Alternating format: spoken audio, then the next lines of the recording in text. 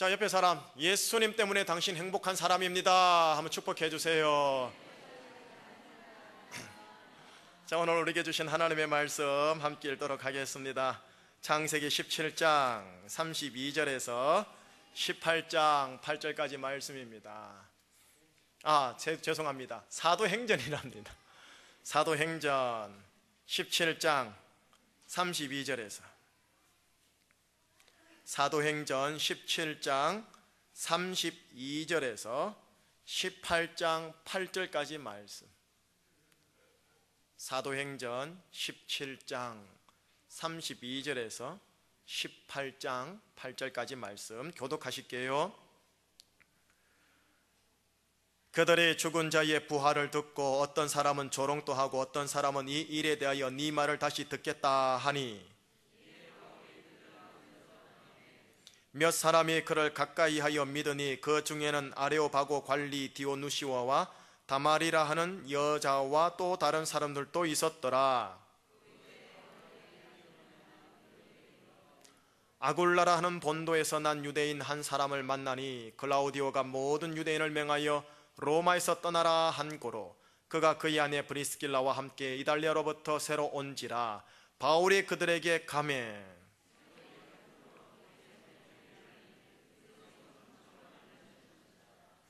안식일마다 바울이 회당에서 강론하고 유대인과 헬라인을 권면하니라.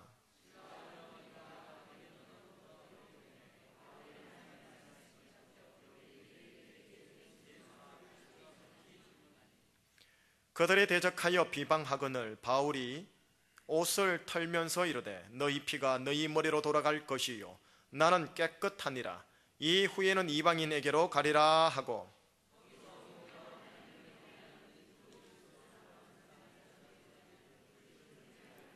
같이요. 또 회당장 그리스도가 온 지방과 더불어 주를 믿으며 수많은 고린도 사람도 듣고 믿어 세례를 받더라. 아멘. 자, 이제 오늘 하나님의 말씀 제목은요, 고린도라는 인생의 큰 벽을 만났을 때라는 제목입니다. 고린도라는 인생의 큰 벽을 만났을 때. 우리 허진열 전도사님 이제 우리 찬양으로 여러분들을 함께 수고해 주시고 섬겨 주실 텐데, 또 사랑의 교구, 믿음, 소망, 사랑 중에 사랑 교구를 맡아서 섬겨 주시는데 이제 함께 배에 탔습니다. 여러분들 가시는 걸음 속에 여러분들의 중보와 또 여러분들의 축복으로 잘 또 순항할 수 있도록, 찬양을 이끌어갈 수 있도록 우리 한번 이 앞에 강대상에 모실 때 예수님 안에서 우리 격려와 축복의 박수를 한번 모시겠습니다. 한번 나와 주시겠습니다.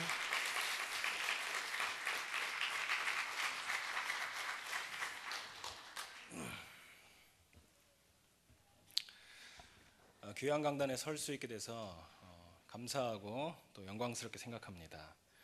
또 너무 좋으신 말씀 전하신 우리 목사님 앞에서 이렇게 말씀 전한다는 것이 너무 좀 설레고 부끄럽고 좀 떨리고 그렇습니다. 네. 이해하시죠? 네, 이해하실 거라 믿습니다.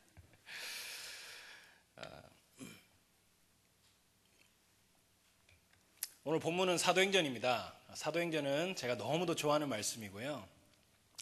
사도행전은 신약 가운데서 제가 참 읽으면서 참 재미있는 말씀이구나라는 것을 좀 깨닫게 해주는 그런 책입니다. 사도행전은 지금 우리가 속해 있는 이런 충신교회와 같은 교회가 처음으로 세워지고 이 교회가 얼마나 힘있게 복음 안에서 뻗어나가고 승리하는가를 잘 보여주는 하나님의 말씀입니다. 사도행전을 제가 여러 가지 얘기할 수 있겠지만 제 개인적으로 생각하기에 사도행전을 굳이 한 문장으로 압축해 본다면 이렇게 압축할 수 있을 것 같습니다. 성령의 능력을 힘입은 교회가 온 민족과 열방 가운데 뻗어나가면서 복음으로 승리하는 모습을 기술한 책이 사도행전이 아닌가 생각해 봅니다. 여러분, 사도행전은 크게 세 부분으로 나눌 수 있습니다. 첫째는 1장에서 7장까지인데요. 예루살렘에서 하나님 복음을 전하는 그 모습이 나오고요. 그 다음 8장에서 12장까지가 유대 땅, 그 다음 사마리아에서 복음을 전하는 것이 나옵니다. 그리고 오늘 읽었던 우리 본문이 속해 있는 13장부터 마지막 28장까지가 땅끝까지 복음이 전해지는 장면들이 나오죠. 그래서 예수님이 떠나시면서 유언을 하셨습니다. 예루살렘, 온 유대와 사마리아와 땅끝까지 이르러서 나의 증인이 되라.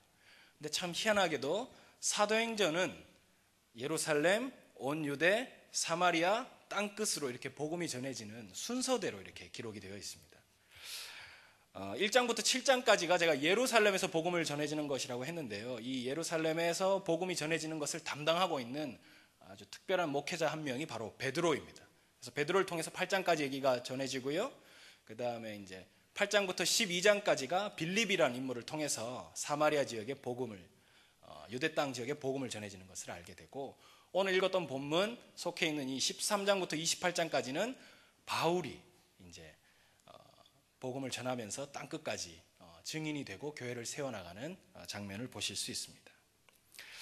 좀 우스갯소리긴 하지만 좀 특별한 공통점을 저희가 하나 찾고자 한다면 베드로, 빌립, 바울, 비읍성을 가진 분들이 쓰임받았다라는 것을 저희가 좀 확인할 수 있을 것 같습니다. 오늘 본문은 그 중에서도 사도 바울이요, 전도여행을 쭉 하는데 1차, 2차, 3차, 4차 이렇게 쭉 나가는데 2차 전도여행 중에 속한 내용이기도 합니다. 그 중에서 아덴과 고린도라는 지역에서 복음을 전했던 사건을 가지고 제가 오늘 본문을 나누려고 하는데요. 서신서의 위치로 본다면 오늘 본문은 데살로니가 전후서와 같은 책을 같이 겸해서 보시면 시기도 맞고 내용상 맞아떨어진다고 할 수 있겠습니다. 제가 좀 본문이 좀 길어가지고 사실 앞에 내용을 좀 잘랐습니다. 오늘 설교를 하려는 제 본문 이 내용들이, 스토리가. 그래서 어쩌면 오늘 이 본문만 가지고서는 지금 상황을 여러분들이 잘 이해를 못 하실 수도 있습니다. 그래서 제가 지금 현재 여러분 읽었던 이 본문에서 바울이 처해 있는 그 상황을 설명하고 있는 내용이 17장 전반부인데요. 제가 그 내용을 좀 설명해 드리려고 합니다. 바울이 실라라는 사람과 함께 복음을 전하러 데살로니가라는 지역으로 갔습니다. 그 데살로니가라는 지역에서 복음을 전하기 시작했는데 그곳에 유대인들로 구성된 공동체가 있었습니다. 유대인들로 구성된 공동체가 있었는데 유대교죠. 근데 그들에게 사도 바울이 가서 이제 복음을 전하는 것이죠. 우리를 구원하신 예수님, 그분은 메시아이십니다. 그분은 하나님이십니다. 라고 복음을 전하기 시작했습니다. 근데 여러분, 유대교하고 이 기독교하고의 차이는 똑같이 하나님을 믿긴 하지만 예수님에게서 차이가 납니다. 우리는 예수님을 주로 시인하고 메시아로 시인하고 구원자로 시인하고 예수님은 하나님이시다라고 믿지만 유대교들은 가장 그 근본적인 차이가 바로 거기에 있는 것이죠. 예수님을 사람으로 봅니다. 그냥 가장 큰 선지자고 그냥 큰 제사장이고 그냥 그분은 하나님이 아니셔, 이렇게 보는 것이에요. 그러다 보니까 이런 갈등이 많이 일어나기 시작했습니다. 데살로니가 지역에 가서 복음을 막 전하기 시작했는데 다행히도 복음에 반응해서 사람들이 이렇게 막 개종을 하기 시작한 것이죠. 그래서 바울과 실라를 찾아와서 나도 예수님을 믿고 싶습니다 라고 하는 이 소문이 데살로니가 지역에 퍼지기 시작하자 그 유대교에 있는 강경파, 막 마음이 불타오르는 그런 강경파 유대인들이 화가 난 것이에요. 우리 같이 이렇게 속해 있는 공동체 사람들, 마치 우리가 신천지에게 막 우리 교인들 뺏기면 막 분개하듯이 어디 감히 우리 유대교의 사람들을 빼앗아가냐 이러면서 막 불량배들을 모으기 시작했습니다. 그래서 데살로니가 지역에서 막 소란을 피우고 어려움을 주고 이러다 보니까 지금 바울과 실라가 지금 도망을 가야 하는 상황이 오게 된 것이에요. 신변의 위협이 와서 도망을 가게 되는데 그 도와주던 그 형제들이 도망을 보낸 지역이 바로 베레아라는 지역입니다.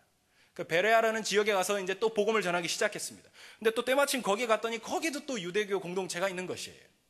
근데 또 감사하게도 거기서 복음을 전했는데 이번에는 유대교 공동체 안에 있는 많은 사람들이 복음에 반응하고 예수님을 믿기 시작한 것입니다. 그 베레아 지역에 있는 많은 사람들이 말씀에 순종하고 진짜 그러냐, 예수님이 정말 하나님이시냐 하면서 막 반응해서 하나님께로 막 돌아오는 일들이 있기 시작했는데 그 소문이 또 데살로니가 지역에 있는 그 강경파 유대인에게 또 들리기 시작하면서 안 되겠다, 얘들을 좀 잡아서 족쳐야겠다, 쫓아가야 되겠다, 이렇게 된 것이에요. 그래서 결국 사도 바울이 또 한 번 피신을 하게 됩니다. 그래서 그 도와주기로 한 형제들이 사도 바울을 배를 태워서 피신을 시켰는데 오늘 그 피신시킨 지역이 오늘 읽었던 아덴이라는 지역입니다. 아덴이라는 지역은요, 아테네, 요즘으로 치면 아테네라는 지역이에요. 아테네, 그리스 아테네라는 지역인데요. 그래서 지금 현재 본문, 여러분들 오늘 읽으신 그 본문은 아덴이라는 지역, 그 지역에 지금 사도 바울이 지금 머물러 있고 그곳에서 지금 실라와 디모데는 같이 안 왔어요. 실라와 디모데는 아직 거기 있는데 먼저 사도 바울이 와서 실라하고 디모데도 빨리 이 아덴으로 내 있는 곳으로 좀 오라고 얘기해 주세요 라고 하면서 그 도와줬던 형제들에게 요청을 하고 지금 혼자 남아있는 상황인 것이에요. 그래서 지금 아덴에 남았는데 이 아덴에 남아가지고 이 아덴 지역을 싹 보니까 사도 바울이 아덴 지역에 우상이 너무 많은 거예요. 우상이 너무 많고 이게 복음으로 전혀 이게 반응할 수 없는 너무 견고한 진 같은 이런 우상의 도시다 보니까 이 마음 안에 격분이 일어났습니다. 의로운 분노가 일어난 것이 이게 안 되겠다. 내가 이 땅을 복음으로 또 다시 한번 하나님 나라로 교회를 세우고 좀 든든하게 말씀으로 좀 잘 잡아야겠다 이렇게 생각하고 의로운 분노를 품고 이제 아덴이라는 도시 안으로 깊이 들어가기 시작하는 것이죠.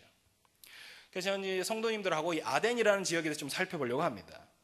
이 아덴은요 우상의 도시였습니다. 제가 기록을 살펴보니까 인구가 10,000명 조금 넘는 굉장히 작은 도시예요. 작은 도시인데 그 땅에 속해 있던 기록으로 검증된 우상만 뭐 여러 가지 지적인 모든 거 다 포함해서 우상만 30,000이었습니다. 인구의 3배가 되는 엄청난 그 도시였던 거예요. 여러분 아덴이라는 도시는요 그 당시에 세계 3대 도시 중에 하나였어요. 인구는 작지만 세계인들 중에서 가장 똑똑하다는 지성인들이 모이는 도시였고 문명, 철학, 예술 모든 부분에서 탁월한 집약적으로 모여있는 그런 도시였습니다. 근데 이런 도시에서 사도 바울도 꿀릴 게 하나도 없죠. 자기가 학벌이 안 됩니까? 그죠? 그래서 내가 가진 이 복음을 가지고 이 놀라운 진리를 가지고 이 사람들을 좀 설득하고 복음으로 반응시켜서 하나님 나라를 내가 이곳에서 한번 읽어봐야 되겠다라는 의욕을 품고 좀 의로운 분을 가지고 다부진 꿈을 가지고 지금 아덴 땅에 들어간 것이에요. 근데 지금 결론적으로 말씀드리면 아덴에서 실패를 경험합니다. 실패가 아니라 완전히 참패하고 마는 것이죠. 논리적으로 그냥 지성적으로 열심히 복음 전하고 어떻게 한번 해봐야 되겠다 생각했는데 완전히 그냥 조롱과 멸시와 그냥 사람들이 그건 뭐냐 그게 이런 지금 반응을 보이면서 사도 바울이 완전 기가 한풀 꺾인 것이에요. 그 내용이 오늘 읽었던 여러분 17장 32절에서 34절입니다. 앞에 내용이 쭉 제가 지금 설명한 내용이고요. 결국 34절에 보니까 바울이 그렇게 변론을 했음에도 불구하고 그냥 몇 사람이 그를 가까이 와서 믿었고 그 중에는 이런 사람도 있었다. 이렇게 지금 기록이 나오는 것이죠. 그러면서 18장 1절 보세요. 그 후에 바울이 아덴을 떠납니다. 이 아테네를 떠나면서 마주하게 된 도시가 이제 고린도라는 도시를 이제 만나게 되는 것이죠. 저는 이 대목에서 사실 조금 많은 위로와 소망을 얻었습니다. 왜냐하면 주의를 한다고 하고 열심히 섬긴다고는 하지만 그런다고 해서 우리가 늘 승리를 맛보거나 늘 삶이 잘 풀린다거나 늘 형통하지만은 않는구나라는 것을 제가 이 대목을 통해서 발견할 수 있었기 때문입니다. 생각해 보니까 저는 예수님이 다스리셨던 공동체에도 문제가 많았구나라는 것을 한번 생각해 볼 수 있었습니다. 예수님이 12제자를 데리고 다니면서 이렇게 작은 공동체를 꾸리셨지만 예수님의 공동체도 문제가 많았어요. 제자들이 서로 누가 큰지 막 다투기 일쑤였고 예수님이 그렇게 3년 동안 열심히 가르쳐도 이게 뭔 내용인지 하나도 못 알아먹고 3년을 실컷 가르쳤더니 마지막에 예수님이 잡히시던 날 밤에 어떤 한 제자는 그냥 예수님 등에 칼을 꽂는 그런 일이 일어나고 막 배신을 하고 수제자였던 사람은 그냥 나몰라라고 부인하고 도망가고 그게 예수님이 3년 동안 일구었던 공동체였는데 그걸 봐서도 문제가 없을 수만은 없구나라는 걸 제가 깨달았습니다. 여러분 그럼에도 불구하고 우리가 붙들어야 할 것이 있다면 그게 무엇이겠습니까? 그래도 예수님이겠죠. 그럼에도 불구하고 우리가 바라봐야 할 분이 있다면 그래도 예수님이겠죠. 그럼에도 불구하고 우리가 신뢰를 둬야 할 분이 있다면 예수님이겠죠. 그렇게 신뢰를 두고 바라보기 시작할 때 예수님이 어떻게 일하시는가를 이제 여러분들과 함께 나누려고 합니다. 여러분 완전히 실패감에 사로잡혀가지고 기가 완전히 꺾인 이 사도 바울이 고린도라는 지역에 이제 도착하게 됐는데 고린도는 굉장히 큰 성읍이었습니다. 자유인, 노예 말고 자유인만 인구가 20만이고 노예로 데리고 있던 사람들이 40만, 총 60만 명이나 사는 그때 당시에 굉장히 큰 도시죠. 이 아덴 같은 경우는 이제 10,000명 간 넘는 그런 작은 도시인데 수십 배나 큰 그런 도시를 이제 좀 마주하게 됐는데요. 근데 고린도는 어떤 도시냐면 아테네랑은 또 완전히 반대되는 도시. 완전히 향락의 도시, 음란의 도시, 죄악의 도시였습니다.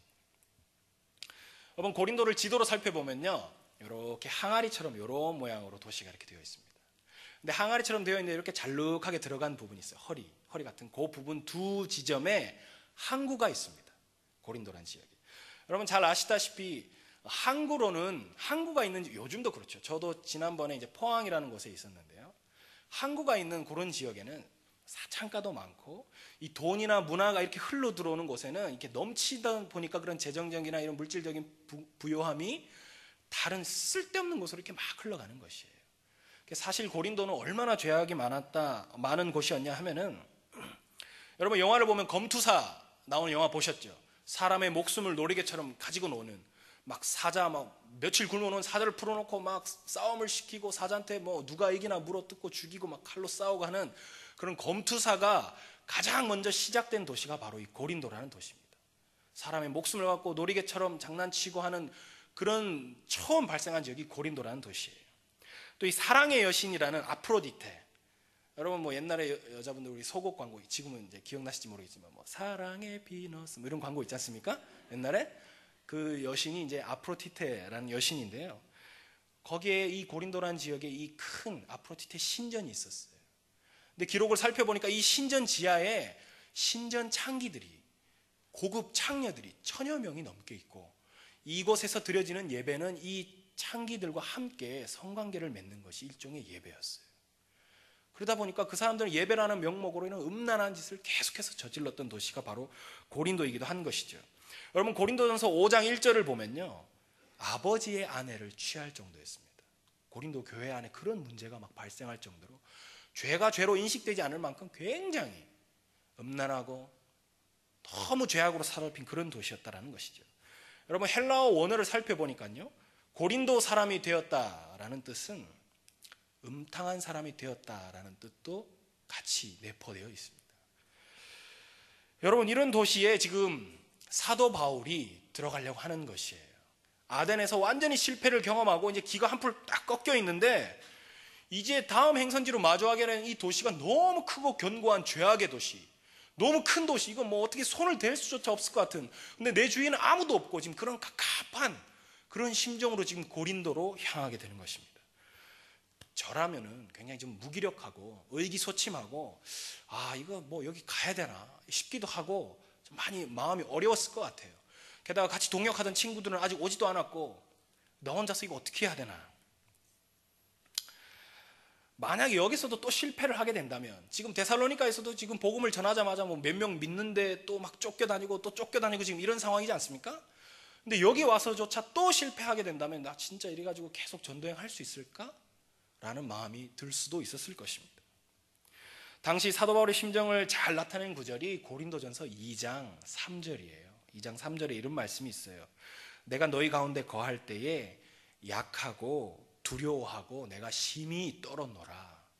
사도 바울이 고린도에 거해 있을 때 나는 너무 약하고 두렵고 내가 벌벌벌 떨었어, 이렇게 말하고 있는 것이에요. 사랑하는 성도님, 제가 생각해 보니까 저희도 어떻게 보면 사도 바울과 같은 삶을 살고 있지 않나, 그런 생각을 좀 하게 됐어요. 일이 참 잘 안 풀릴 때가 있죠. 제가 원하는 대로 바라는 대로 상황이 잘 안 풀릴 때가 있습니다. 여러분도 그런 때가 있으시죠?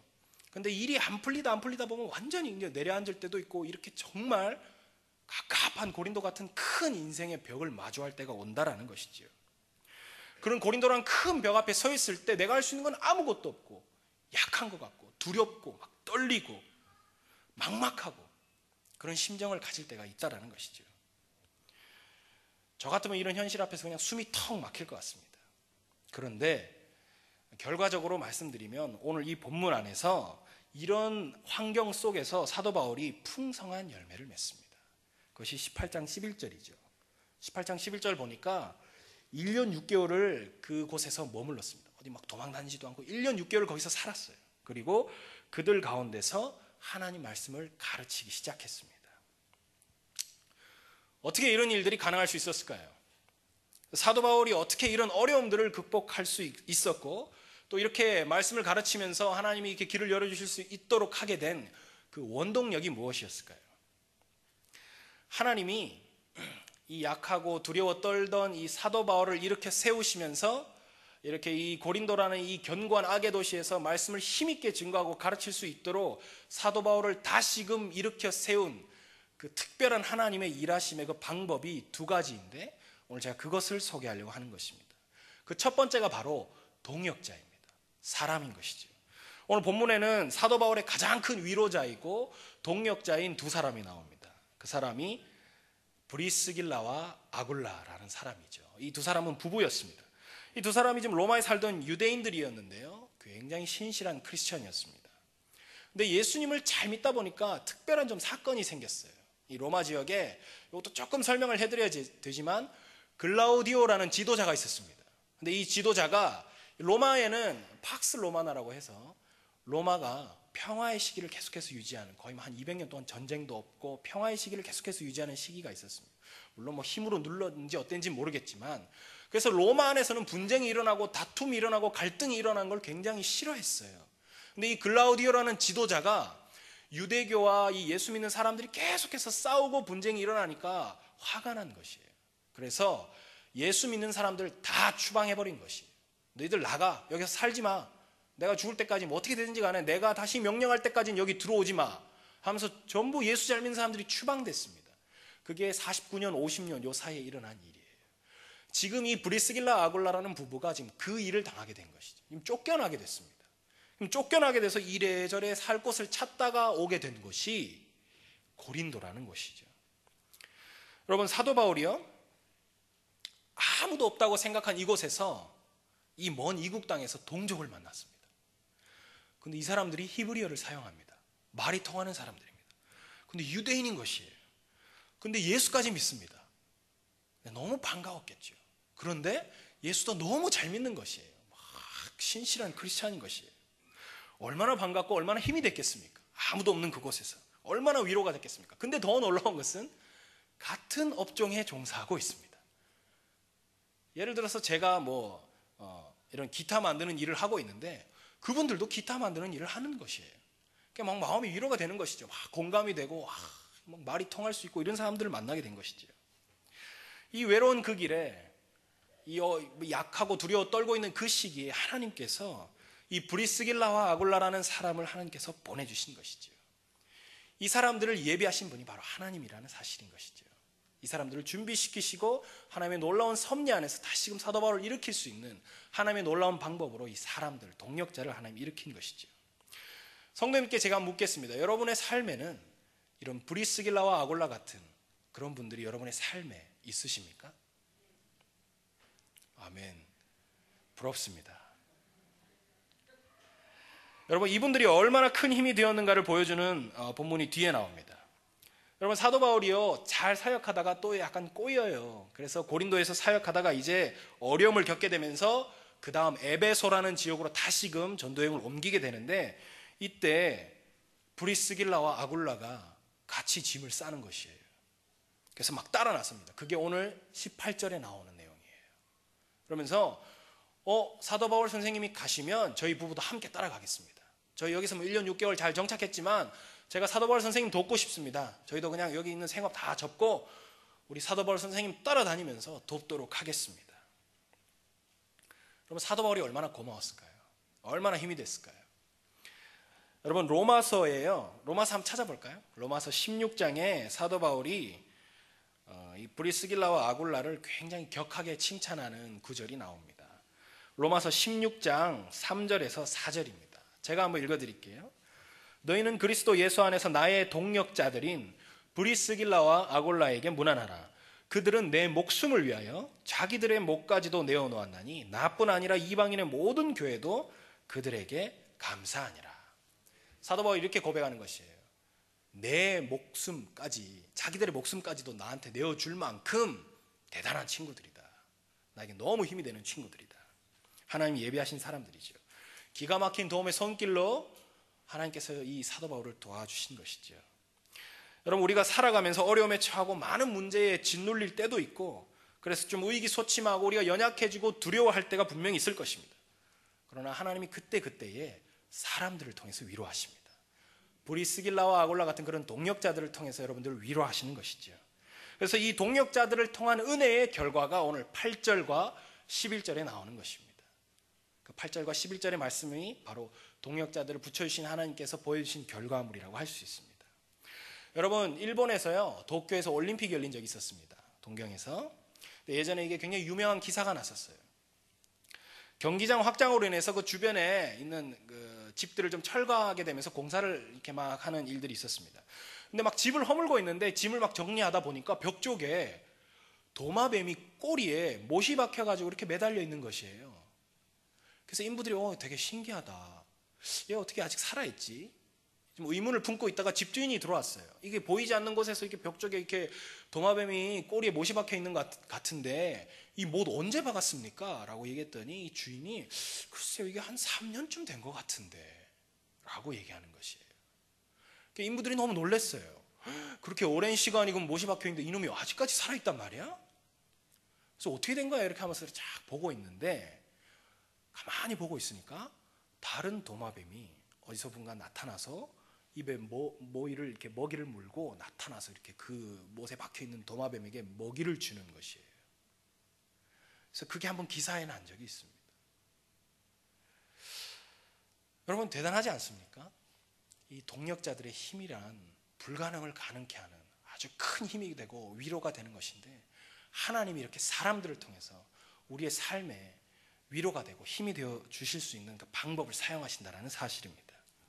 여러분 힘들고 어려운 상황 가운데 있을 때 바울을 일으키며 또 다시금 세임주게 했던 특별한 도구가 바로 이 동력자, 이 사람인데요.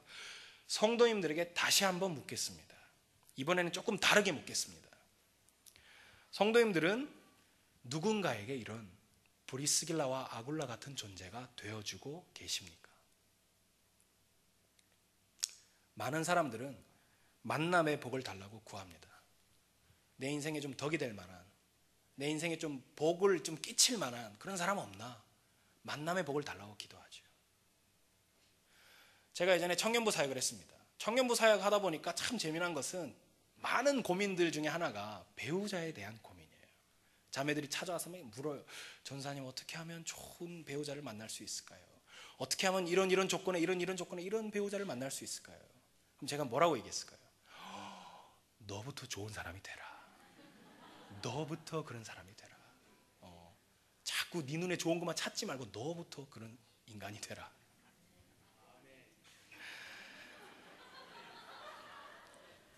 여러분 만남의 복을 누리는 것은 굉장히 중요합니다.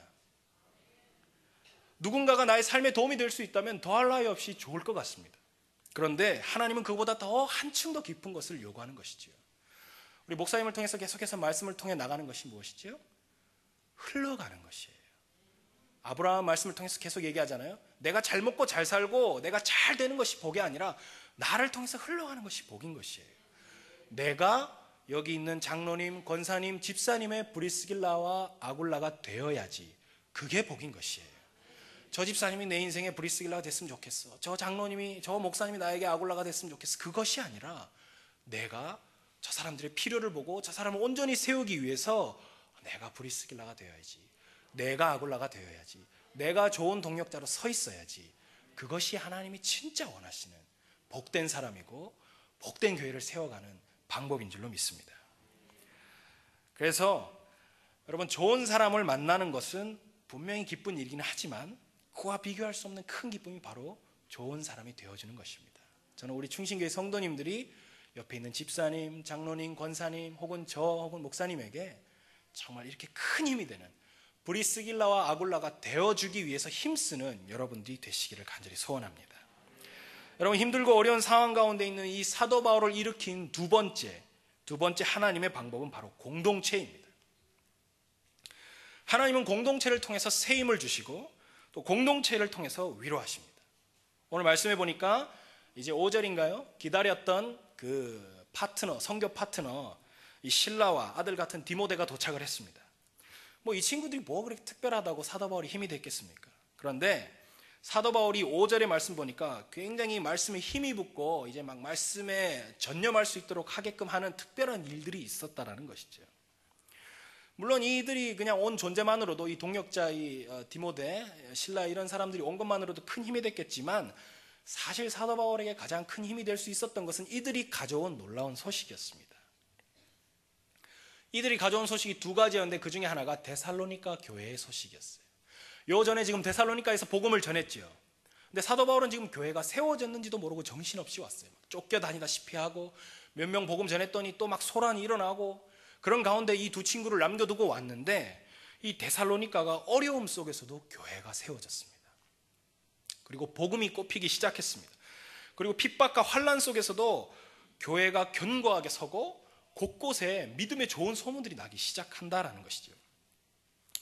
여러분 수고스럽지만 우리 데살로니가 전서 한번 찾아볼까요? 데살로니가 전서 1장 7절에서 8절입니다. 데살로니가 전서 1장 7절에서 8절입니다. 그러므로 너희가 마게도냐와 아가야에 있는 모든 믿는 자의 본이 되었느니라. 주의 말씀이 너희에게로부터 마게도냐와 아가야에만 들릴 뿐 아니라 하나님을 향하는 너희 믿음의 소문이 각처에 퍼졌으므로 우리는 아무 말도 할 것이 없다. 사도 바울이 이제 이 서신을 쓰면서 너희들 믿음의 소문이 너무 잘 나 있다. 지금 그 핍박과 환난 속에서도 교회를 잘 세웠더구나. 복음으로 힘있게 너희들 잘 서 있더구나 라고 지금 말하고 있는 것이에요. 막 걱정하고 염려됐던 게 그냥 거의 다 끝나가는 것 같습니다. 눈물로 뿌린 복음의 씨앗이 풍성하게 열매를 맺고 있구나, 잘 뿌리 내려져 가고 있구나 라는 것을 확인하기 시작하면서 이 공동체가 믿음으로 섰다는 이 사실이 사도 바울에게 굉장히 큰 힘이 되고 위로가 되었던 것이지요. 사랑하는 성도 여러분, 어려움은 우리의 삶에 반드시 찾아옵니다. 문제는 분명히 있습니다. 문제가 없이 살아갈 수는 없습니다. 그러나 우리가 하나님을 끝까지 믿고 신뢰할 때 하나님의 결국은 승리입니다. 하나님의 결론은 풍성한 열매가 있는 것입니다. 하나님의 마지막은 늘 선한 은혜의 결과물이 기다리고 있는 것이지요. 근데 여기서 더 은혜가 되는 것은 사도 바울에게 이 빌립보 교회에서 보내온 선교 후원금이 도착한 것이에요. 이 두 사람을 통해서. 이게 왜 위로가 됐냐면요, 바울이 지금 일을 하고 있습니다. 선교 사역에 집중하지 못하고 사실은 생업을 경험하면서 하고 있어요. 그래서 지금 천막 만드는 일을 브리스길라와 아굴라라는 사람과 함께 하고 있는데, 이 생업을 같이 하게 된 이유가 뭘까요? 간단하게 얘기하면 먹고 살아야 하기 때문입니다. 사도 바울이 돈이 없어요. 사도로서 인정을 제대로 못 받고 먹고 살아야 하는데 지금 돈이 없다 보니까 지금 자기가 일을 할 수밖에 없는 상황인데, 이 빌립보 교회라는 든든한 공동체가 사도 바울이 말씀에 전념할 수 있도록 이제 복음을 증거하는 일에만 집중하십시오, 우리가 후원하겠습니다 하면서 선교 후원금을 넉넉하게 이 두 분을 통해서 보내온 것이에요. 그래서 이 전폭적인 물질의 지원이 이루어지기 시작하니까, 이 빌립보라는 귀한 공동체를 통해서 사도 바울이 힘을 받기 시작하니까 5절 말씀에 하나님의 말씀에 붙잡혔다라는 말이 이제 나오는 것이에요. 이 말을 원어적으로 다시 풀면 하나님의 말씀에 전념하여 라고 풀 수 있는 것입니다. 이제 사도 바울은 자신의 그 본질적인 사역에 집중할 수 있게 됐습니다. 복음 증거하는 일에 집중할 수 있게 된 것이지요. 하나님 나라를 전파하는 이 일이 더 탄력을 받을 수 있게 됐다라는 것입니다. 여러분, 공동체가 무엇일까요? 공동체는 제가 조금 전에 소개했던 그 동력자들이 모여있는 무리들이 공동체입니다. 공동체는 삼겹줄과 같은 큰 힘을 발휘합니다. 공동체는 지금의 나 자신이 있도록 하는 버팀목이 되는 것입니다. 저는 우리 충신교회가 그런 공동체가 되어야 된다고 생각합니다. 나 자신을 뿌리 내리도록 하는 그 큰 버팀목이 되는 공동체가 되도록 해야 한다는 것이죠. 여러분, 시너지 효과라는 말 혹시 들어보신 적 있습니까? 말이 예를 들어서 말 한 필이 끄는 힘이 1톤이라고 했을 때에 말 두 필이 짐을 끌면 우리의 상식으로는 한 2톤 정도 되겠지라고 생각하지만, 말 두 필이 끌면 7톤 혹은 8톤의 힘을 이렇게 끌어내는 것이에요. 막 철새들, 제가 여기 제주 와서 참 특이한 게 새벽 기도 갔다 올 때면 까마귀들이 전깃줄에 너무 많이 앉아 있는 것이에요. 똥을 너무 많이 싸니까 그 까마귀들이 앉아있는 그를 피한다고, 저는 참 제주 와서 참 특이한 경험들을 많이 하는데, 겨울에 철새들 날아가는 거 생각해보세요. 이렇게 V자로 날아가는 거거든요. 이렇게. 그것도 사실은 시너지 효과예요. 이게 폼 잡으려고 날아가는 것이 아니라 공기의 정을 덜 받게 하기 위해서 앞에 있는 친구들이 먼저 받고, 그럼 앞에 있는 친구들이 좀 지치면 뒤로 가게 되면 또 그 뒤에 있는 친구들이 또 앞으로 가고, 이런 식으로 철새가 이렇게 이동하는 것이에요. 여러분, 시너지 효과가 그런 것입니다. 공동체는 그런 시너지 효과를 일으키는 힘이 있습니다. 우리 동력자들이 모여서 이렇게 하나됨을 이루기 시작할 때 그런 큰 힘이 생긴다라는 것이지요. 여러분, 다윗이 있었습니다. 고난 가운데 있었습니다. 어려움이 있었습니다. 계속 도망 다녔습니다. 수십 년을 그냥 하나님 은혜를 구했지만 왕이 되기 직전에 그 골리앗 깨부실 때까지만 해도 영광스럽게 서 있었지만 그때부터 계속 도망을 다녔어요. 근데 특별한 공동체를 하나 만납니다. 아둘람이라는 공동체를 만나게 되는 것이죠. 상하고 못나고 막 정말 문제투성인 그 사람들이 굴에 모여서 살고 있는 그 아둘람 굴에 다윗이 들어갔는데 결과적으로는 그 사람들을 통해서 하나님이 이스라엘 왕국을 세우십니다. 거기 있던 사람들이 이스라엘의 리더십이 되는 것이에요. 하나님이 그렇게 일하시는 것이죠. 여러분, 엘리야도요, 혼자 싸우는 것 같았지만 하나님이 이렇게 말씀하셨습니다. 숨겨져 있는 7천인이 있다. 하나님은요, 함께 일하는 걸 원하세요. 같이 힘을 모으고 하나 되기를 원하시는 것이에요. 예수님도 얼마든지 혼자 하실 수 있죠. 혼자 세상을 다 뒤집을 수 있지만 제자들과 함께 했습니다. 예수님도 함께 일하기를 원하셨던 거예요. 여러분, 우리 충신교회는요, 공동체로 부름을 받았습니다. 우리는 그렇기 때문에 이 공동체에 깊이 뿌리 내려야 합니다. 나의 뿌리가 있다는 것은 든든한 뒷받침이 있다는 것입니다. 이 충신교회가 우리 모두에게 큰 힘이 되는 그런 가족과 같은 그런 공동체가 돼야 한다는 것이죠. 그래서 서로의 필요를 채워주고 온전하게 세워나갈 수 있는 그런 믿음의 공동체로 우리 충신교회가 바르게 설 수 있어야 한다는 것입니다. 제 말씀을 정리하겠습니다. 우리가 하나님의 말씀을 붙들고 주의 뜻대로 살아가려고 발버둥 치고 애쓰지만 그럼에도 불구하고 우리가 처한 상황은 늘 우리 뜻대로 되지는 않습니다. 어려움이 찾아오고 문제가 찾아오고 환경이 흔들릴 때가 있습니다. 그래서 우리 삶의 고린도라는 그 큰 벽을 마주할 때가 온다라는 것이죠. 그러나 우리가 그런 상황 가운데서 절망하지 않고 낙심하지 않고 믿음의 주요 온전케 하시는 이인 예수님을 바라보기 시작할 때 하나님이 이러한 방법들로 사람을 붙이시고 공동체를 통해서 여러분들을 일으키시고 세임을 주시고 다시 한번 우리가 견고하게 설 수 있도록 하나님이 일으켜 가신다는 사실입니다. 하나님은 신실하신 분이십니다. 우리가 문제가 있지만 어려움이 있지만 변함없이 여러분의 삶을 내다보고 계신 분이십니다. 그리고 정확한 하나님의 때에 하나님의 놀라운 은혜의 손길을 베푼다라는 사실을 여러분 믿으셔야 합니다. 그것을 붙드십시오. 어려운 상황 속에서도 우리 충신교회가 빌립보 교회와 같이 좀 든든하게 성도님들을 뒷받침할 수 있는 공동체가 되기를 간절히 소원하고 여러분들 모두가 옆에 있는 집사님, 장로님, 목사님, 전도사님에게 브리스길라와 아굴라와 같은 존재가 되어주기 위해서 내가 저 사람 덕 좀 보자가 아니라 내가 저 사람에게 덕을 끼쳐야지 하는 그런 마음으로 아름다운 교회로, 교회다운 교회로, 건강한 공동체로 함께 좀 빚어져 갈 수 있기를 간절히 소원합니다. 기도하겠습니다. 하나님 감사합니다. 하나님도 귀한 말씀 우리 가운데 부어주셨는데 우리가 이 말씀 붙들고 이 말씀이 삶으로 살아낼 수 있도록 하나님께서 저희들의 심령을 붙드시고 또 우리 모두가 서로에게 힘이 되는 좋은 동력자, 아름다고 견고한 교회 될 수 있도록 주님 은혜를 베풀어 주십시오. 감사하며 예수님의 이름으로 기도합니다.